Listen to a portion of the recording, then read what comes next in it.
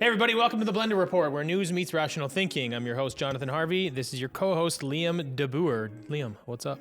Not too much, brother. Today we're going to be chatting about the UN being exposed for facilitating mass immigration into the US, Alberta's new legislation regarding transgenderism with youth, the $54 million ArriveCan Scandal, and an undercover interview exposing that the Democrats think Biden and Kamala are a political nightmare. However, if before we get into things, you wouldn't mind leaving us a nice review on Spotify, as well as subscribing to our YouTube channel wherever you're watching, that would be much appreciated. All right, let's get into things.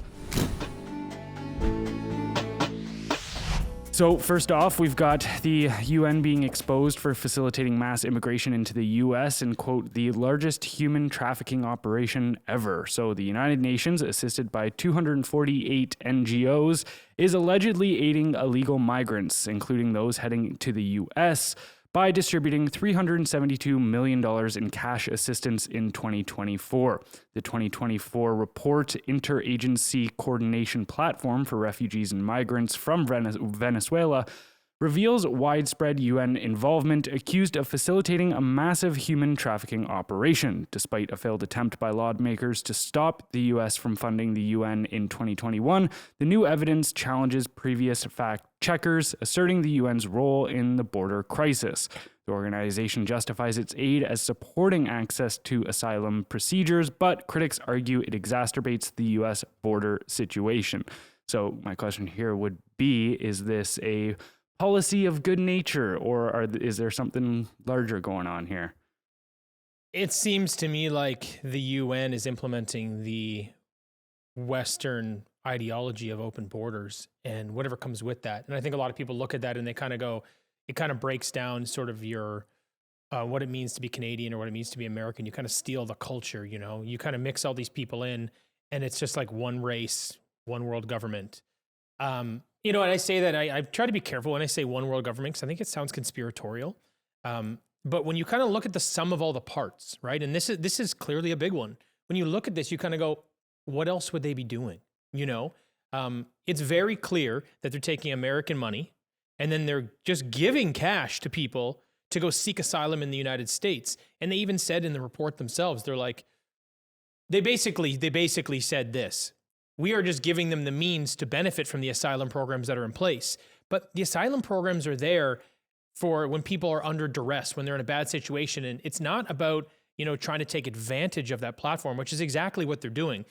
And the reality is there's got to be checks and balances within the UN because this information is available and they're admitting it, which to me means these governments know that they're funding this. They know what they're doing, right? And when you kind of look at Biden's plan the other day, when he was trying to negotiate with the Republicans, do you know what his limit was? He goes, okay, well, here's what we're going to do at the border. We're only going to let 5,000 illegal immigrants in a day. That was the barter. That was what he tried to say. And I'm just like, okay, so you know exactly what you're doing, you know? And for me, I guess. Does he know anything he's doing? That's what was on the sheet in front of him. Fair point. But, you know, it's like we've talked about this before, you know, these major superpower countries utilizing these world governing organizations as sort of a sort of like they use it as a conduit to implement these larger measures that they're trying to put in place. And, you know, it's kind of like their scapegoat, let's say, you know, for lack of a better term, where they go, hey guys, we're not doing this. Well, you are though, right? You're openly letting people into your border, which is an absolute crisis, which comes with a myriad of problems in your southern border. And then you're funding the UN to the tune of hundreds of millions of dollars a year. You know, I think they're well north of $1 billion, actually. And then you know that this money's being used to continue to further this crisis. This is all really basic stuff, right? If you and I can identify how simple this is, you kind of go, well, then you guys know exactly what you're doing. So, you know, you can point the finger at the UN, but here's my thought. If they're willing to admit it out in the open and even say, yeah, we're just leveraging the asylum programs, then you know that they have cover. You know that this is an agreed upon strategy. So for me, it's like, who do you turn to now? The American government's involved, and obviously the UN is involved, and it's only hurting Americans. Who do the Americans turn to? Got to turn to yourself at the end of the day. But so to your point, yeah, the number's $1.59 billion for this year is what they're projecting. But I think something really important here to talk about is because I've railed about this before with the Agenda 2030 being essentially a cover story for communism. Right. And it can sound very hyperbolic, but I want to try to break it down a little bit here where, and I think I've mentioned in an episode of ours a long time ago about how the Bolsheviks, the kind of forerunners for the first people to really implement Marxism and communism on a large scale, they thought that the revolution would have to take place on a global scale. Otherwise, they're just communists living in a capitalist world, right? And so that was the whole idea of the Iron Curtain, where they were going to continue to expand it out and out and out until eventually everybody was under their ideology. Well, I think they're just taking like these Marxist ideologues of today. Obviously, it's progressed and it's changed a little bit. I look at these kind of ideas very similar to viruses in the sense where they mutate around, like essentially our mental faculties come up with an immune system to fight off these ideas. Of course. And then they just kind of merge a little bit and then find a new way to attack hosts. And I think they're now, instead of going, okay, let's have one country that's kind of the communist country and then expanding its borders to essentially amalgamate everybody under theirs, they're just going, why don't we just do away with all borders at once? And then we just, instead of us having to essentially have a conquest, we can just destabilize instead. And it essentially creates the same effect. And I think it's just, to me, like I was having a conversation with a friend of mine who's very intelligent, very successful dude. And he was telling me in the past, when it comes to this kind of stuff, why don't you just talk about it as in them buying votes? That's a winning hand. It's undeniable that that's part of the strategy here. And he likened it to, if you're playing blackjack, you never split face cards, like, because you've already got a good chance of getting your point across, essentially. And I said to him, though, like, that doesn't help anybody see the actual magnitude of what's happening here, of the scale of this, because it's one thing to say somebody wants to buy votes. Every single political party, every single organization or whatever is trying to do that. But this is on a scale where it's completely take away everything you know it to be, like society as you know it to be, and restructure it with their Agenda 2030. And so to me, I look at it and go, I don't see how anybody could look at this kind of stuff and not think that they're trying to destabilize. Yeah, I mean, those are some really good points. I like the comparison to a virus, because it's interesting how, you know, you look at communism, people are like, well, we're not communist. It's like, okay, like you have this understanding of what communism is, but what they do is they stick and move, they mold, they mutate. And they change their strategy so that it's more digestible and so that it uses the tools we have available today to accomplish the same goal, but it's just wearing a different dress, or it feels a little different. So I think that's a good point. And I never thought about it that way. And I just wanted to sort of highlight or reiterate that point, because that really does help me understand a little more about, you know, what's going on today. And then when people do use that argument, like, well, this is not communism, you're an idiot. It's like, well, yeah, I'm definitely kind of an idiot, but still it is. It's just, they're using a different strategy because they understand the landscape today. So that's a really good point. In terms of the scale of this and sort of seeing how this is being used for destabilization, you're right. That's exactly what's happening. And I agree that you don't want to just focus on the votes, because everyone's trying to garner votes in some way or another. The challenge I think you have, though, is they're selectively destabilizing. And I feel like they're doing a good enough job of keeping the conversations isolated. And what I mean by that is, look at, there are, like, you and I are relatively tapped in, but there are border issues pretty much everywhere, but you're not hearing about it everywhere. They're doing a good job of implementing this strategy of sort of mass migration, you know, really mixing things in from all over the world with young, able-bodied men, really, which is quite dangerous in that respect. But there's no global voice being like, hey, this is happening in 12 or 15 Western countries right now, and here are the ramifications. So it's like, you're right, but it's challenging to sort of take the information you have and bridge that to a point or to a scale that people understand, because people do worry about what's happening in their own backyard, right? Right now we're talking about the immigration problem in the US, but they're not worried about the one in Canada, they're worried about their own. And now you and I are also worried. You and I will cover these things, it's what we do, but I mean, we're more worried about Canada. And then the UK is more worried about their problems, and France and Italy. And it's kind of all these little pockets. So I have to give them a bit of credit, but I think they've done a good job to sort of keep these things in their own little echo chambers, their own little silos. But I suppose the reason I'm saying this is because it's an opportunity for people like you and I and anyone else that wants to sort of kind of share their voice or share their thoughts. It's a really good thing to focus on, is to highlight sort of the coordinated attack on all these at the same time, because that is not a coincidence. You can't say, oh, someone's just trying to buy votes. You can't say, because this doesn't make sense. And then when you back into a group like the UN doing this, and if you look at that thing, it actually doesn't, it's not even supposed to be the US. It's like all international communities. So they hid this thing under the guise of Venezuela and some other country, but they're doing this everywhere. Yeah. I mean, they said, I think it's 300 and some odd million that's going to people just to enter the US, but the program itself is well over $1 billion. Okay, so where's the rest of that money going? Because they're not putting that money into some third world country. That means they're taking the same strategy and they're putting it in these other countries. Guaranteed it's going to be all over Europe, maybe even Canada, right? So it's interesting when you look at this UN thing, it sort of ties that thing together that I was saying, is you look at all these different countries that are having these border crises, and then you look at the UN, which is sort of the glue in the middle, holding it all together. And yeah, this is a pretty catastrophic situation. And, you know, like you said, you don't want to sound conspiratorial. When you look at Agenda 2030 and what they're trying to do, they're doing a really good job of getting there. Yeah. And dude, even it's funny, if you go back to the very first videos that I started doing when I was on this, I tried so hard to distance myself from the label of conspiracy theorist. I would constantly throw shade at conspiracy theorists because I was like, no, I don't want to be in there. And I still don't consider myself part of that quote unquote community because for instance, I despise the fact that every single time somebody gets on a world stage, like say Malay, and starts kind of proposing the alternative viewpoint, everybody in that community all of a sudden just starts going like controlled opposition, and they'll say it about like even like Alex Jones and this kind of stuff. They said it all in our post. Like, I was like, and you're guys. like, and that's where I'm like, okay, I can't be like, I don't want to be part of this group, but I'm also not as scared of the label of being told that I'm conspiratorial in my thinking, because we even talked about it the other day.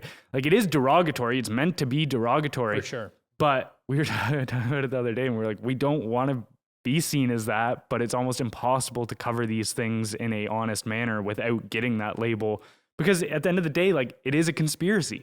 It's a group of people working behind closed doors and trying to implement a system, and they're projecting it as something that it's not. Yes. And then, so another thing that I want to touch on as well is people will start to argue about when you say this is a communist agenda or whatever, oh, no, they're fascists. They're fascists, not communists. And at the end of the day, it's the exact same thing. You know, I've used the term tyrannical collectivists, but it's like whether the idea of fascism is that the corporate and private sector overtakes the public sector, and the idea of communism is that the public sector overtakes the private. And at the end of the day, once those things are done, they're the same. It's centralized power at the end of the day. That's a good point. And so to me, fascists and communists are a distinction without a difference. They just appeal to different things too. Like typically fascists will appeal to strength through unity, and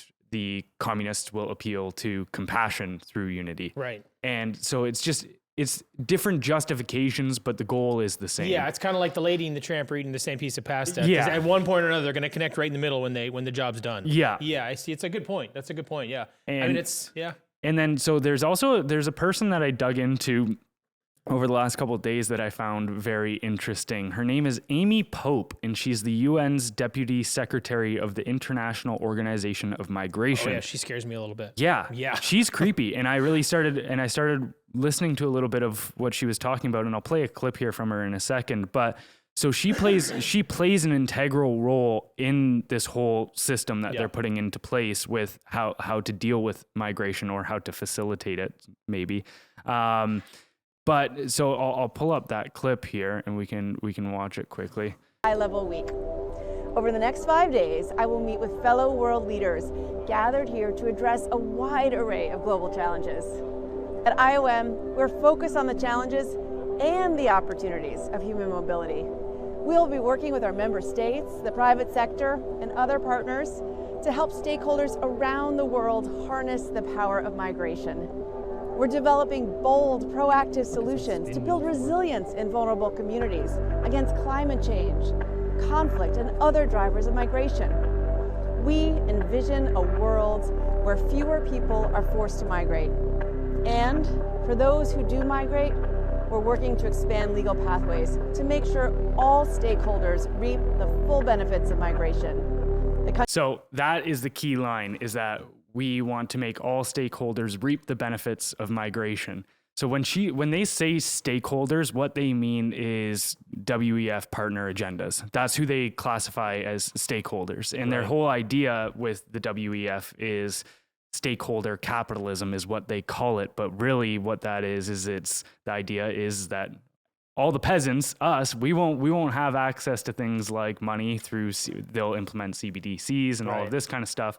And we posted even a clip of one of the WEF agenda contributors talking about essentially a economy based on subscription model instead of being able to own goods. And that's their whole idea of you will own nothing and be happy. So you'll just rent everything from these people. So when these people say we want to benefit the stakeholders, what they mean is we want to benefit the companies in the WEF who seek to overthrow our current economic system and replace it with, they own all this little tiny group owns all of essentially the means of production, which is Karl Marx's idea. And then, we'll allow you guys to all rent things off of us. Yeah, man, we're going down a bad path. Yeah. We're going down a bad path. And the problem that humans have, she's psychotic to begin with, but the problem that humans have is we identify problems that happen right now. You break your finger, got to go fix it. It's in a lot of pain. Got it.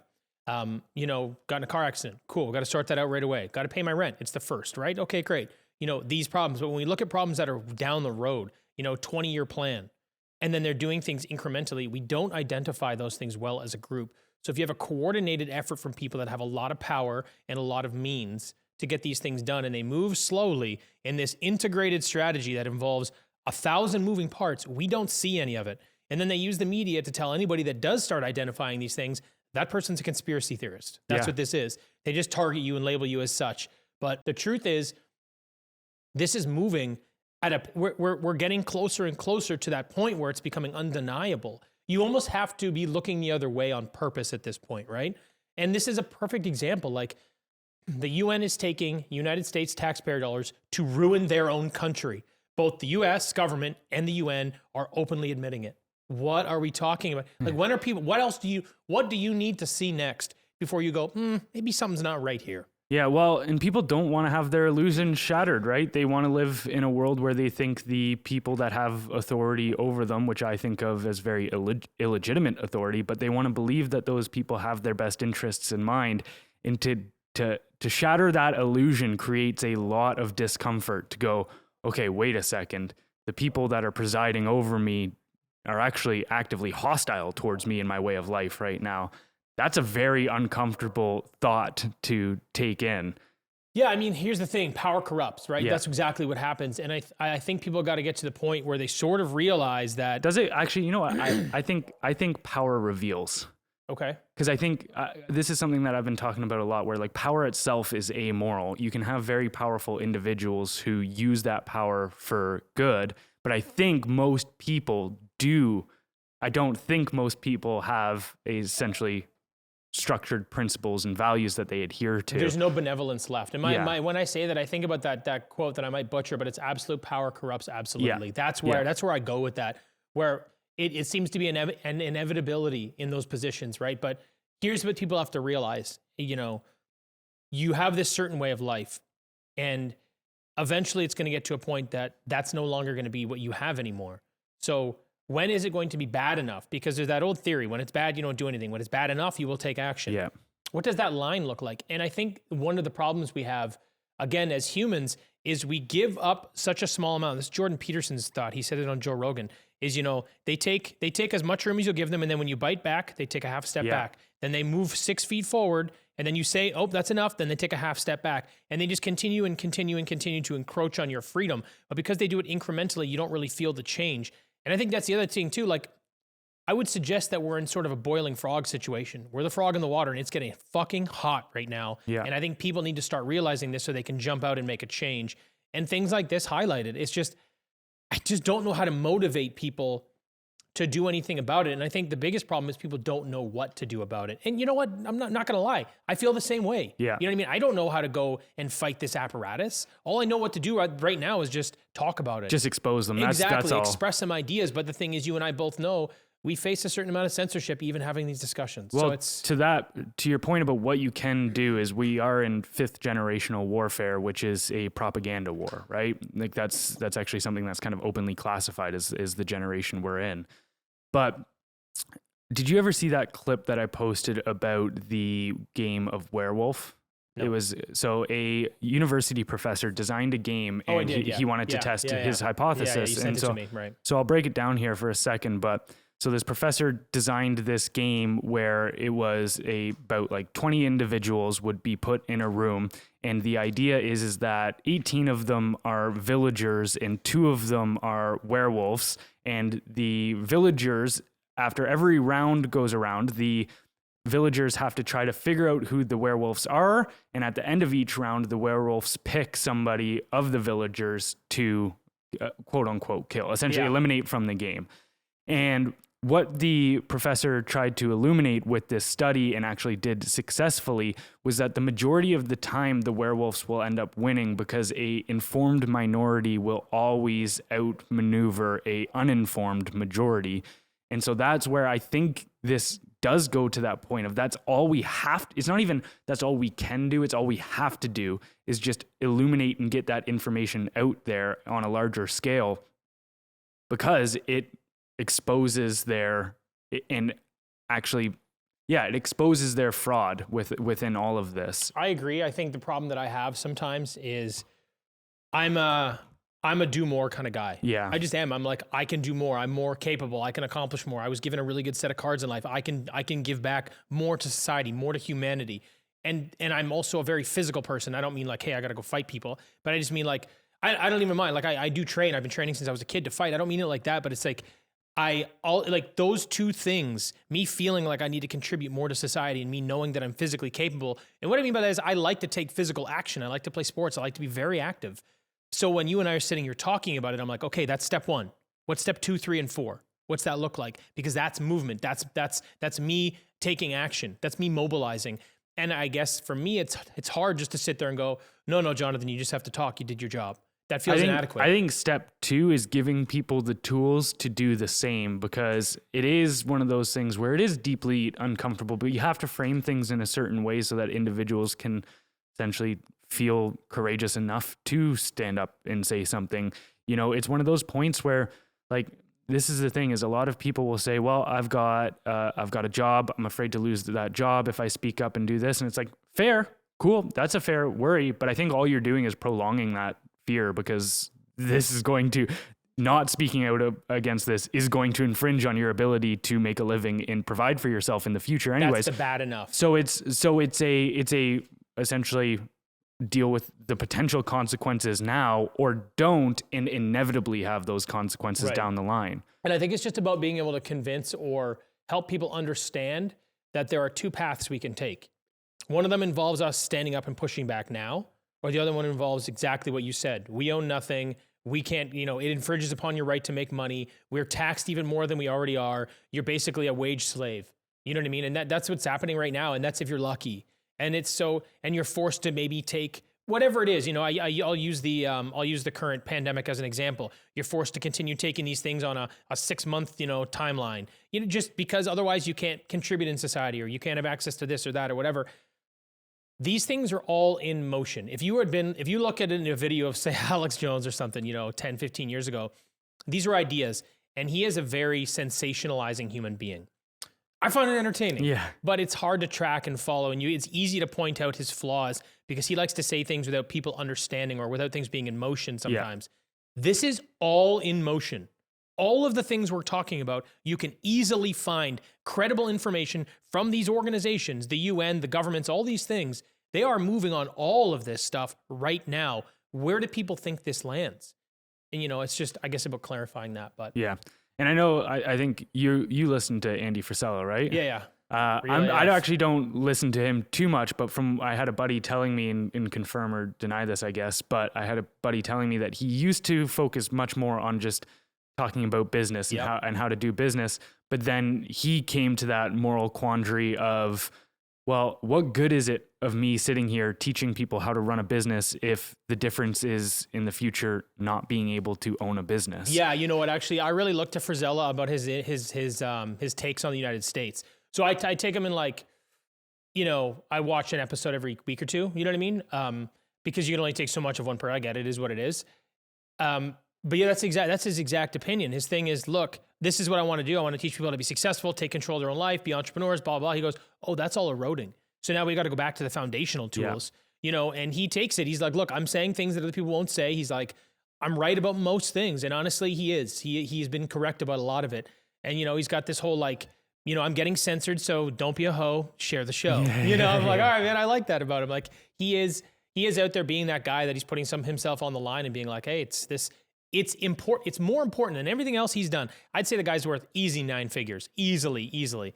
Done super well for himself. Big part of his community. You know, does a lot for his employees and everybody around him. But he's like, this is the most important thing now. Yeah. So, I mean, let that be a signpost for people, I suppose. Yeah. And again, it's very easy to think that we're entering this new age of this thing that's never happened before. But the reality is that this is really just a reverting into the old ways, because all throughout human history, up until about the late 1700s with the American Revolution and the French Revolution, democracy and the idea of freedom wasn't a thing. It was monarchs and tyrants and and then, I mean, even a lot of the places throughout the 1900s were communists and stuff, right? So it's like, this is what we have is the exception. And it's not like this has been the rule and all of a sudden we're entering this weird new world. It's like, no, we've had a weird new world, and there are certain organizations and people trying to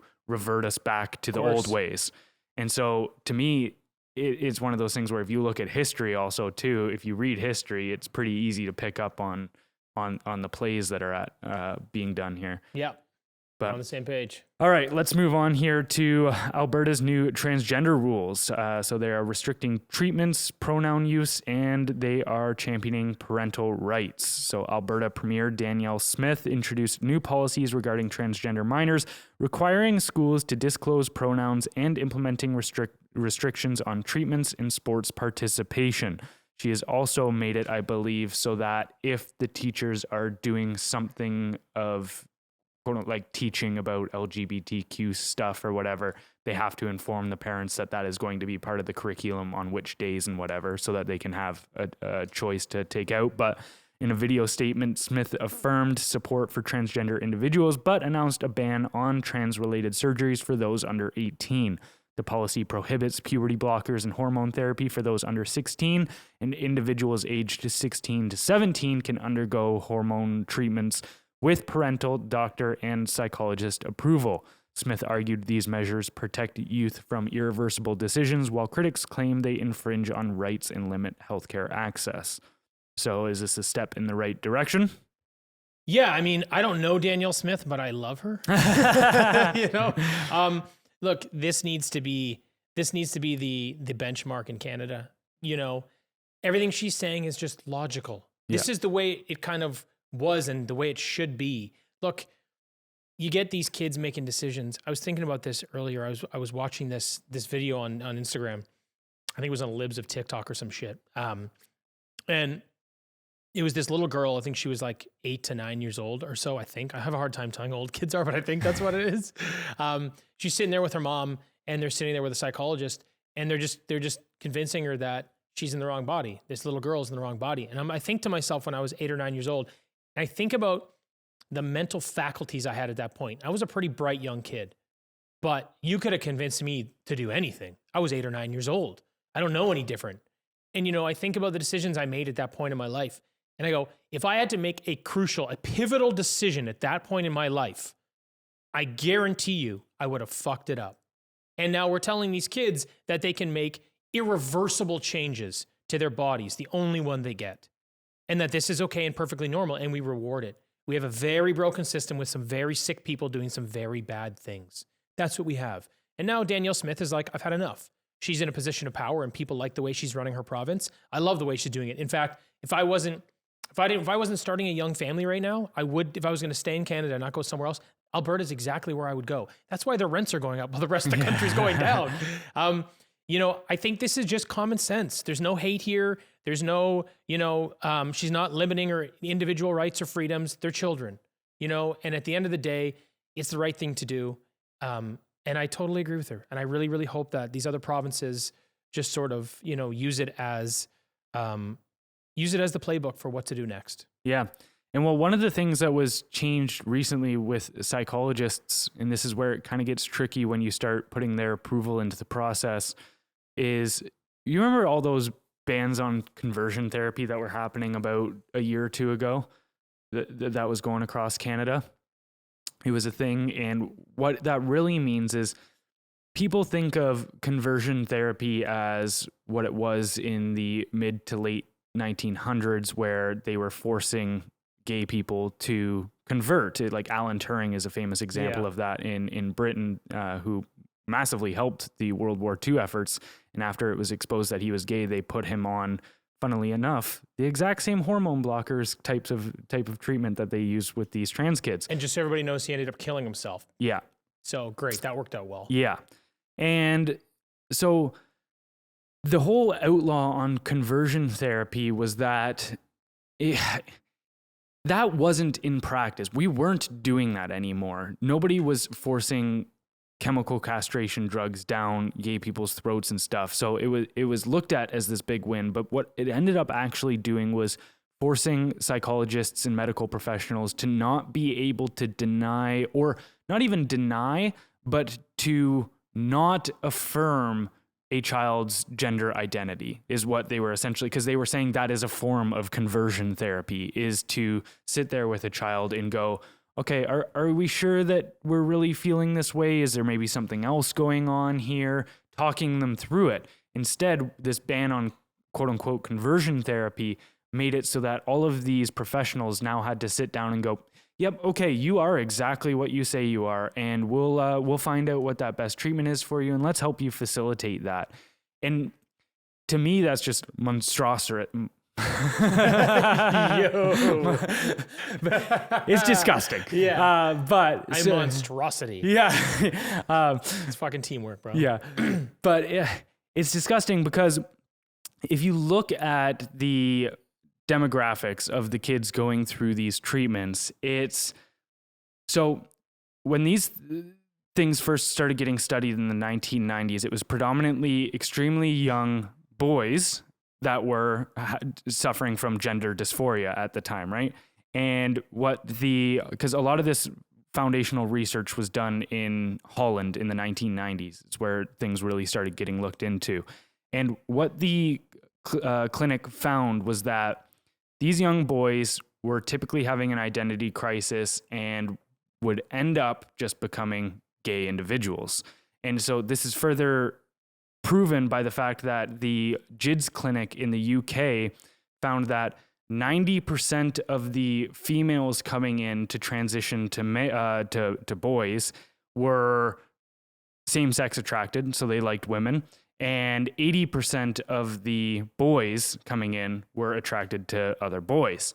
And so it really does seem like it's hilarious. It's not, maybe not hilarious, but it's a certain level of irony to sit there and ban conversion therapy, but then it almost seems like you're enacting conversion therapy in another manner. Right. You're just finding an excuse for it. And even Anna Hutchinson was one of the GIDS clinicians in the UK, and there's a great book called Time to Think, written by a BBC journalist, Hannah Barnes.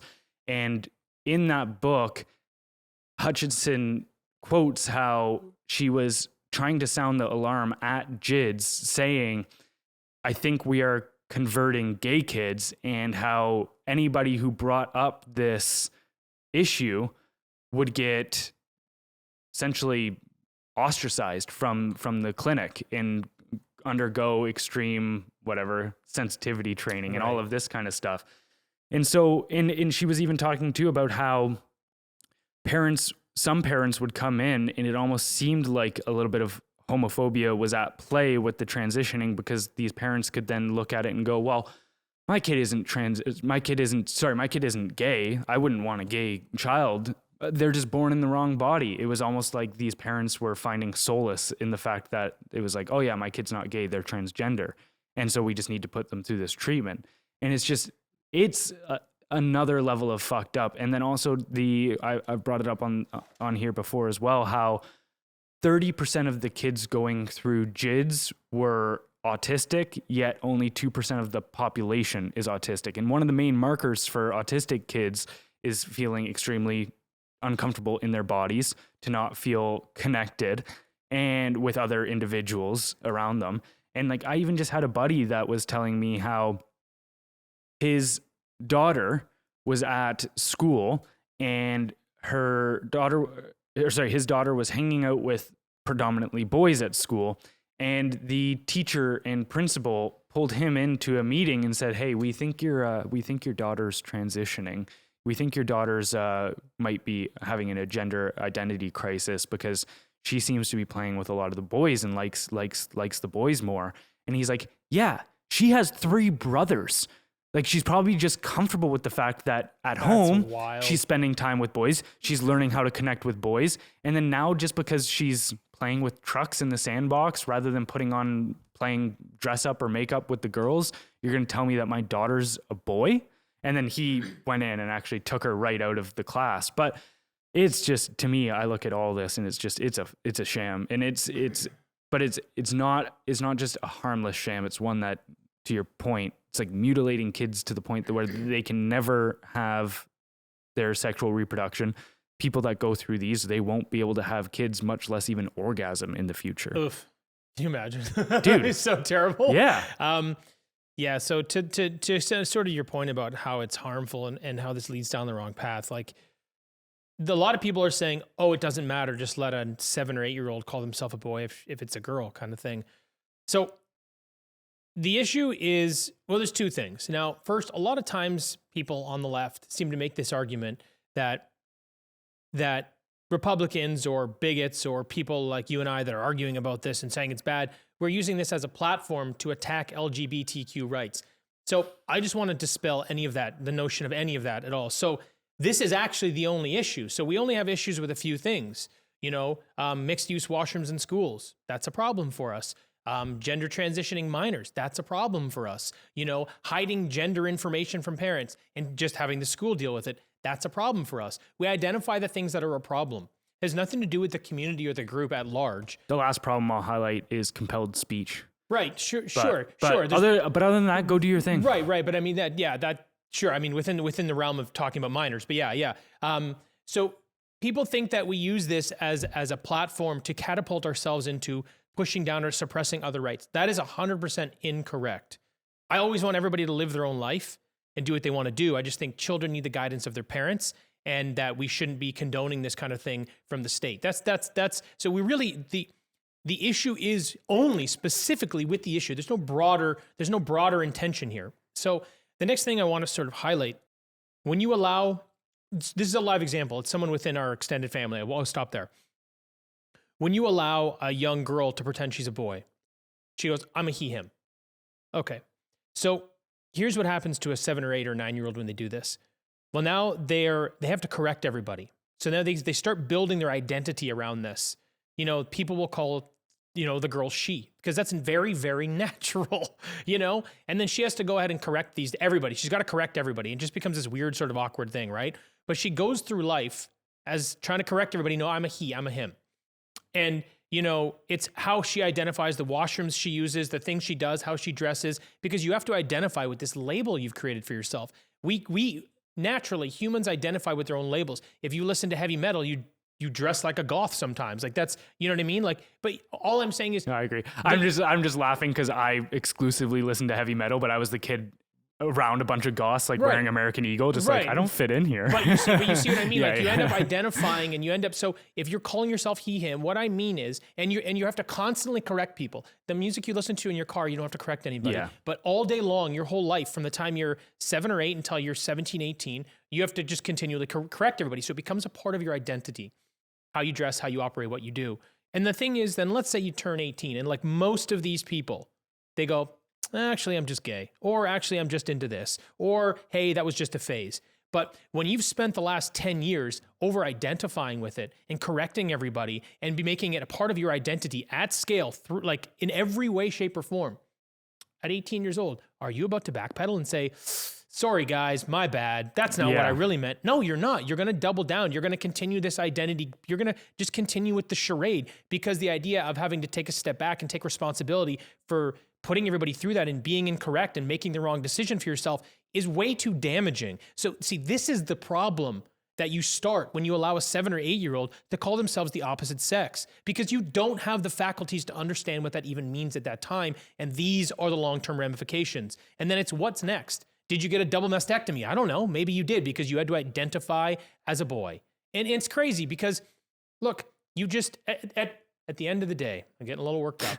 At the end of the day, I do want people to be who they want to be. I think that's important. But you need to make these decisions as an informed adult, not as a kid, because as I kind of walked you through that process, you get stuck in a loop when you're really, really young and you do not have the mental and emotional capacity to manage the situation or to reverse your decision. Your whole life is ruined by these absolute maniacs. So good on Daniel Smith. And I really, really hope more provinces fall in line. And one thing that, just before moving on here, the whole concept of identity in and of itself, the word identity breaks down into two Latin terms, which is identitum and essentias, which means repeated and beingness. So your identity is literally your repeated beingness, not something that you just declare and then force the world around you to adhere to. Right. Your identity is actually something that's much more in between. Like a lot of this common thought now is that you declare what your identity is and then you tell everyone else how to view you. Whereas your identity is actually something that exists between you and everyone else. What that really is, your internal version of yourself is your ego, and then your identity is how that ego essentially matches with everybody else's view of you. It's that overlapping of that truth that they find about you and the truths that you find about yourself.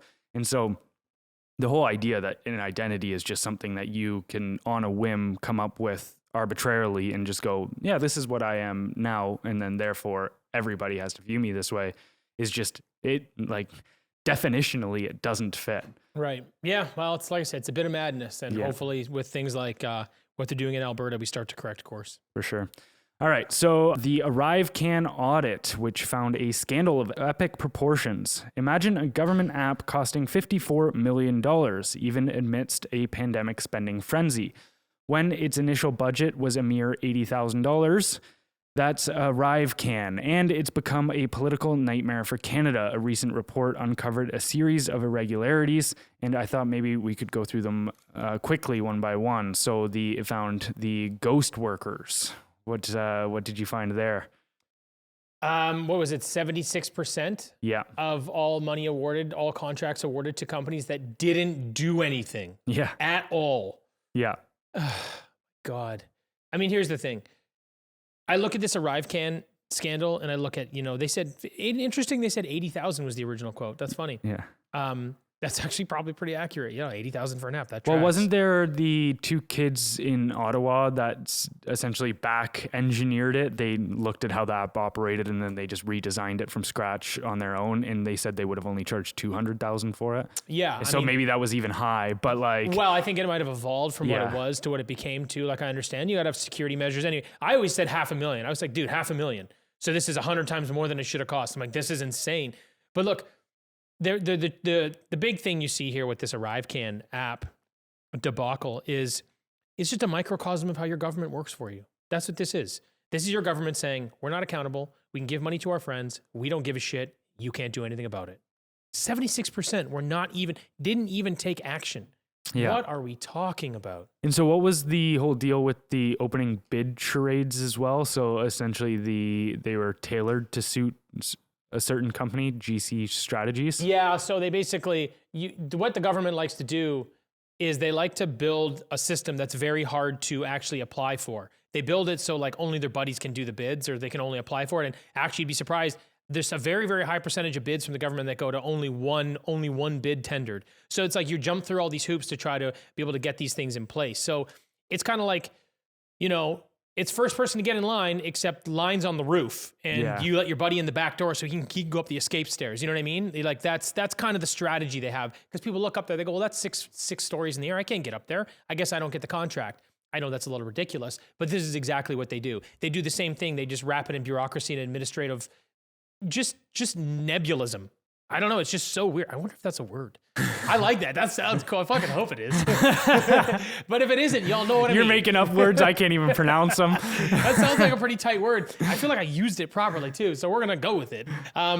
It's just, they basically, they present this as, hey, the public can make these bids and you've all got this opportunity, but they make it impossible. It's this intricate thing. You just don't really have the understanding of the language and the strategy of how to actually put a bid in. So it's there to seem like they're doing right by Canadians, but obviously at something that cost 100 times more than it should have, at a minimum, they're not. They're looking out for themselves and their buddies. 76%. Yeah.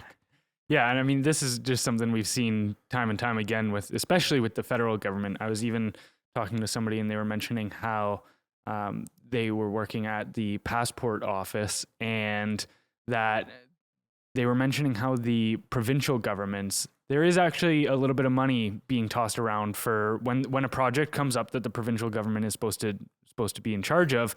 There's actually the resources and stuff there. But then she was involved in the passport office and was like, we have no money to do the things we're being told we need to do. Like, where is all this federal money going?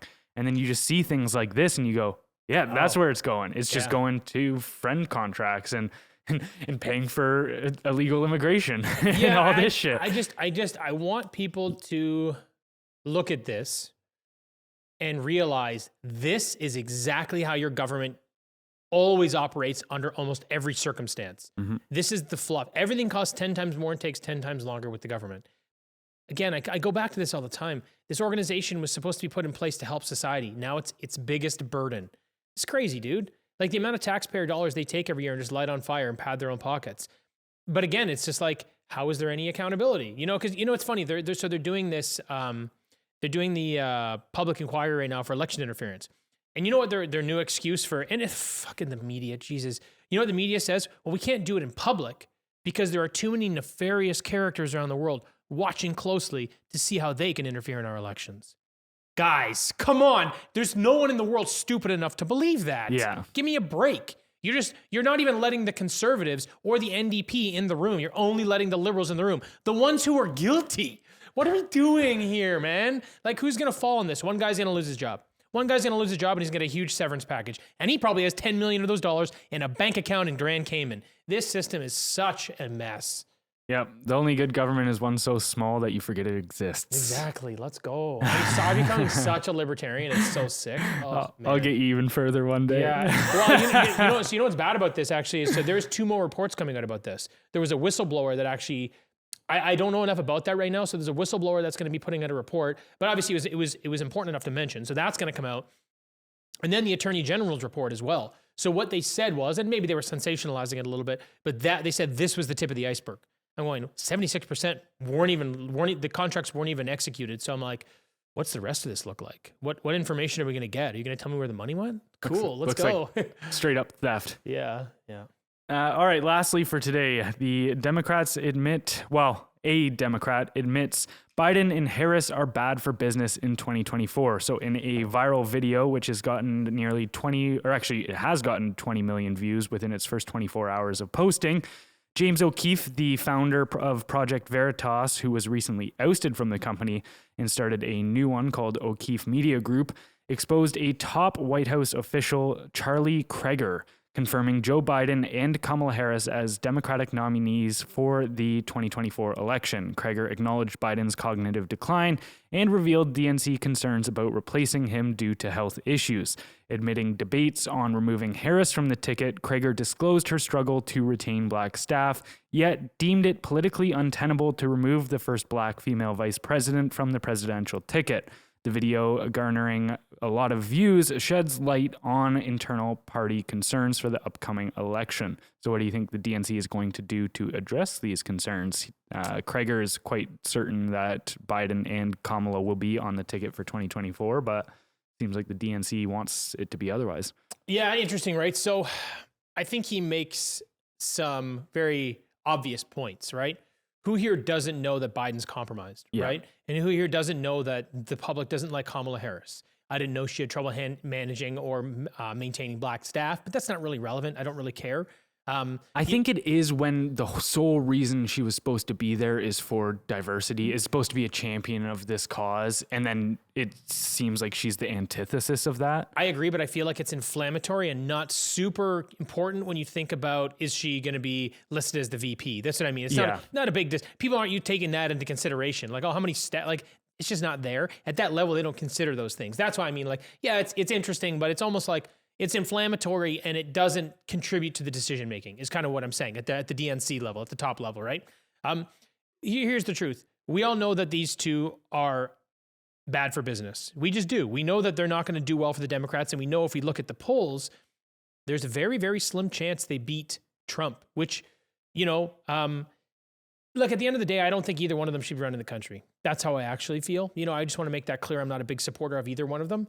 But this really, what it does is identifies that, hey, the Democrats know this is a charade, right? They know they're pulling the wool over their own constituents' eyes. And this is just someone highlighting it. That's all this really is, right?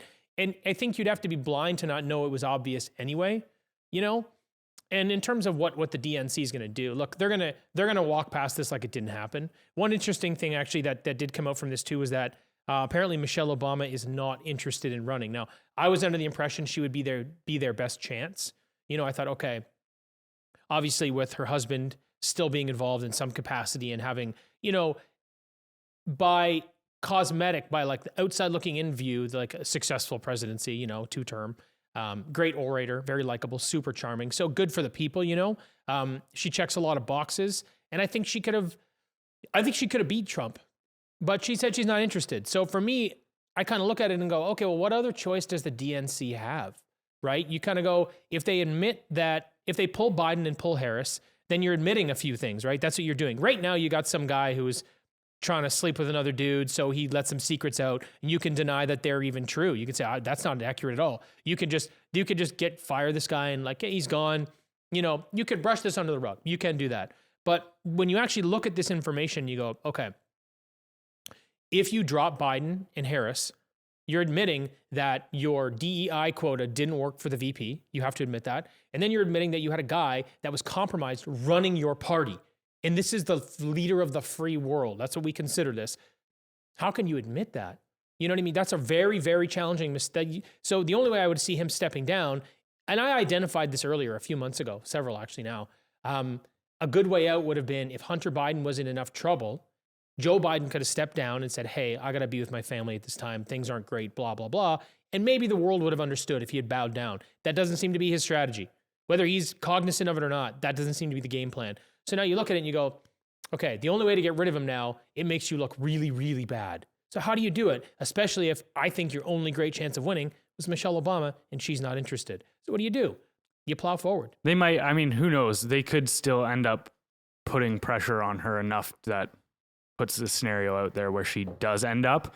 Because at the end of the day, it is just kind of one guy's opinion on something that he said he heard in a meeting with Michelle Obama. So, who knows how much she actually really doesn't want that job. Or even I was talking to a buddy and he made a good point about how, that could be used as almost campaign leverage of, I don't want this position, guys. To be honest, it's a really tough job, and I've never been one that wants the power of that position. But just with everything that's going on in the world, it feels like it's needed. Right. And so it's kind of like, even Plato said, back in ancient Greek, how the best leader is one who doesn't actually want to lead. And I think that's actually what largely drew my eye to Polyev back in the day, was because even the Conservative Party was trying to get him to be the head of it. I think it was back in the O'Toole days. Yeah. And he was just like, no, I have no interest in that. It had to be bad enough. Yeah. I mean, here's the other thing though, too, like back to my point about how does the DNC cover this up so that they don't look ridiculous? Yeah. Right? How do you, because the thing is, like, I think this guy said, like, there's never been a time in history, unless there was something substantial, that you didn't run the incumbent. You know what I mean? Yeah. So like, how do you explain your way through that? Like, what do you do? Like, if he's not willing to step down or he's not keen to do it, how do you make this happen so that it doesn't make them look? Because the thing is, if they don't make a very smooth transition, so they have these two big things. First, you got to convince Obama. And like you said, maybe that's part of the strategy. But the second thing is you got to get Biden to step down in a way, not only that he accepts, but that the Democratic Democratic constituents, voters, see this as like a reasonable transition. Or society, even the Republicans, people go, yeah, okay, that makes sense. They're going to let him off with this one. I don't know how you do that. Yeah. Yeah, it's essentially a lose-lose. They keep them and they don't look good, and they get rid of them and they don't look good. Right. Yeah. So I mean, I don't know. I think America's in for a tough run. But you know what? So is the rest of the world, and I think we got another 10 years of some wild shit happening. So I don't know, man. Just fucking put your seatbelt on. Yeah. Hopefully RFK can find his way on that stage and ballot, though. That would be the silver lining. Yeah. All right. Anything else you wanted to add today? No, that's everything. Thanks for listening, everybody. Yep. All right. We'll catch you next time. Bye, everyone.